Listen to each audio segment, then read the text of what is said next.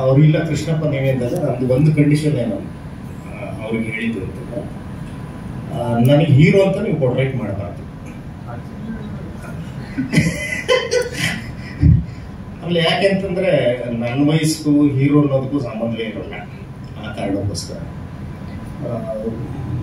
ಒಂದು ಒಳ್ಳೆ ವಿಷಯ ಇರುವಂತ ಸಿನಿಮಾ. ಒಂದು ದೇವಸ್ಥಾನದ ಇನಾಗ್ರೇಷನ್ಗೆ ಸಂಬಂಧಪಟ್ಟಂತ ಘಟನೆನ ಹೇಳಿದ್ರೆ ಅದ್ರೊಳಗಡೆ ಒಬ್ಬ ಮೇಷ್ಟ್ರು ಹೆಲ್ಪ್ ಮಾಡಕ್ ಹೋಗಿ ಅವನಿಗೆ ಏನೇನು ಸಮಸ್ಯೆಗಳನ್ನ ಅನುಭವಿಸ್ತಾನೆ ಅನ್ನುವ ಒಂದು ವಿಷಯ ಇಟ್ಕೊಂಡು ನನ್ನ ಪಾತ್ರ ಇದೆ. ಪಾತ್ರದ ಬಗ್ಗೆ ಹೆಚ್ಚು ಈಗೇನು ಹೇಳಲಿಕ್ಕೆ ಆಗೋದಿಲ್ಲ.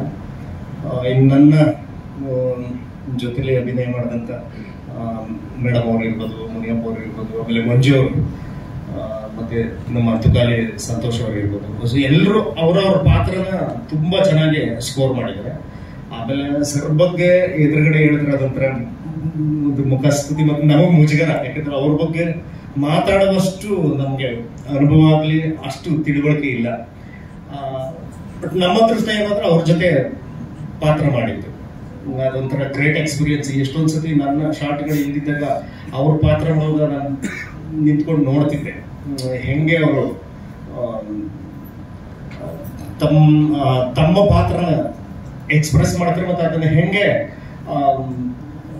ಫೀಲ್ ಮಾಡ್ತಾರೆ ಮತ್ತೆ ಅದನ್ನ ಪಾತ್ರನ ಹೆಂಗೆ ಎಕ್ಸ್ಪೀರಿಯನ್ಸ್ ಮಾಡ್ತಾರೆ ಅನ್ನೋದನ್ನ ನಾನು ದೂರದಿಂದ ನಿಂತ್ಕೊಂಡು ಅಥವಾ ಅಲ್ಲೆಲ್ಲ ಸೆಟ್ಟಲ್ಲಿ ಒಂದ್ ಕಡೆ ನಿಂತ್ಕೊಂಡು ನೋಡ್ತಿದ್ದೆ. ಸೊ ಅವರಿಂದ ಕಲ್ತಿದ್ದು ಸಾಕಷ್ಟು ಇದೆ.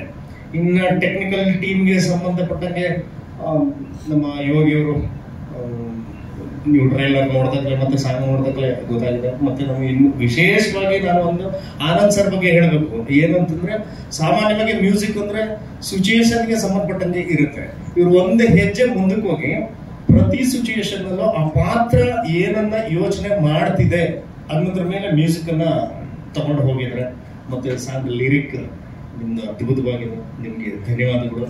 ಈಗ ನಿಮ್ಮ ಹಾಡು ಬಿಡುಗಡೆ ಆದಾಗ ನಾನು ಅನ್ಸಿದ್ದು ಒಂದು 20 ವರ್ಷ ಮೊದಲೇ ನಾನು ಇದರಲ್ಲಿ ಪಾತ್ರ ಮಾಡಬೇಕಾಗಿತ್ತು ಅಂತ. ಸೊ ಇಷ್ಟ ಹೇಳ್ತಾ ಸಿನಿಮಾ ಒಂದಂತೂ ನಿಮ್ಗೆ ಕಾನ್ಫಿಡೆಂಟ್ ಆಗಿ ಹೇಳಬಲ್ಲ, ಮಾಧ್ಯಮದವರಿಗೆ ನಿಮಗೆ ಸಿನಿಮಾ ಇಷ್ಟ ಆಗ್ಲಿಲ್ಲ ಅಂತ ಅಂದ್ರೆ ಯಾವುದೇ ಮುಲಾಜಿಲ್ದಂಗೆ ಇಡೀ ಕನ್ನಡ ಚಿತ್ರರಂಗದ ಇತಿಹಾಸದಲ್ಲಿ ಯಾರೂ ರಿವ್ಯೂ ಮಾಡಿರಬಾರ್ದು. ಹಂಗ್ ಮಾಡಿ. ಇಷ್ಟ ಆಗ್ಲಿಲ್ಲ ಅಂದ್ರೆ, ಇಷ್ಟ ಆದ್ರೆ ಅದ್ರ 100 ಪಟ್ಟು ಮಾಡಿ ನಿಮ್ಗೆ ಇಷ್ಟ ಆಗುತ್ತೆ ಅನ್ನುವ ಕಾನ್ಫಿಡೆನ್ಸ್ ಮೇಲೆ ಹೇಳ್ತಾ ಇರೋದು. ಇಷ್ಟು ಹೇಳ್ತೀನಿ ಅಷ್ಟೇ. ಪ್ರಶ್ನೆಗಳಿಲ್ಲ ಸರ್. ಈ ಸ್ಲ್ಯಾಂಗ್ ಹೆಂಗೆ ನಿಮ್ಗೆ ಕಂಫರ್ಟಬಲ್? ಎಷ್ಟು ಸಮಯ ತಗೊಳ್ತೀನಿ ನಿಮಗೆ? ಇಲ್ಲ, ಯಾಕೆಂದ್ರೆ ನಾವೆಲ್ಲ ಒಂಚೂರು ನಾಟಕದಿಂದ ಬಂದವರಾದ್ರಿಂದ, ಆಮೇಲೆ ಡೈರೆಕ್ಟರ್ ಬೇಸಿಕಲಿ ಅದೇ ಭಾಗದವರಾದ್ರಿಂದ, ಮತ್ತೆ ನಮ್ಮ ರಿಲೇಟಿವ್ ಆನೇಕಲ್ ಕಡೆ ಎಲ್ಲ ಇರೋದ್ರಿಂದ ಅಲ್ಲಿ ನೆಂಟರ ಮನೆಗೆ ಹೋದಾಗ ಸ್ವಲ್ಪ ಕೇಳ್ತಿದ್ರಿಂದ ಅಷ್ಟು ಕಷ್ಟ ಅಂತ ಏನು ಅನಿಸ್ಲಿಲ್ಲ. ತಪ್ಪಾದಾಗ ಹೇಳ್ತಿದ್ರು, ಹಂಗಲ್ಲ ಹಿಂಗ ಹೇಳಿದ್ರು ಅಂತ ಹೇಳ್ಕೊಡ್ತಿದ್ರು. ಆಮೇಲೆ ರಘು ಸರ್ ಅವರು ಹೇಳೋದನ್ನ ಕೇಳಿಸ್ಕೊತಿದ್ರು. ಅವ್ರು ಪಾವಗಡದ ಸ್ವಲ್ಪ ಸ್ಲ್ಯಾಂಗ್ ಹಂಗೆ ಇದೆ ಅವ್ರಿಗೆ. ಸೊ ಅವರು ಎಲ್ಲ ನೋಡ್ಕೊಂಡು ಅಲ್ಲಲ್ಲೇ ನೋಡ್ಕೊಂಡು, ಆಮೇಲೆ ಮುನಿಯಪ್ಪ ಬಂದಿದ್ರು. ಅವ್ರು ನಿಮ್ಮ ಫೋನಲ್ಲಿ ಮಾತಾಡುವಾಗ ಇಲ್ಲ ಗೊತ್ತಿದ್ದೀರಾ ಇದು ಶೂಟಿಂಗ್ ಮುಗಿಸ್ಕೊಂಡು ಅಂತ ಹೇಳೋದು. ಇದೆಲ್ಲ ಕೇಳಿಸ್ಕೊಂಡು ಸ್ವಲ್ಪ ಹಂಗಂಗೆ ಕ್ಯಾಚ್ ಹಾಕೊಂಡು ಮನೆಗೆ ಹೋದ್ಮೇಲೆ ಅದು ರಿಪೀಟ್ ಆಗಿತ್ತೇನೆ ಸ್ಟ್ಯಾಂಗ್ ಅಂತ. ಮನೆಗೆ ಹೋದ್ಮೇಲೆ ಅವಾಗ ರಿಪೀಟ್ ಆಗ್ತಾ ಇರ್ತದೆ. ಈಗ ಇದು ಟ್ರೇಲರ್ ನೋಡಿದ್ಮೇಲೆ ಒಂದೊಂದ್ಸತಿ ಯಾರಿಗಾದ್ರೂ ಬಂದ್ಬಿಟ್ಟು ಏನಪ್ಪ ಚೆನ್ನಾಗಿದ್ಯಾ ಊಟಗಳಾದ್ವಾ ಅಂತ ಬರ್ತಾ ಇರುತ್ತೆ.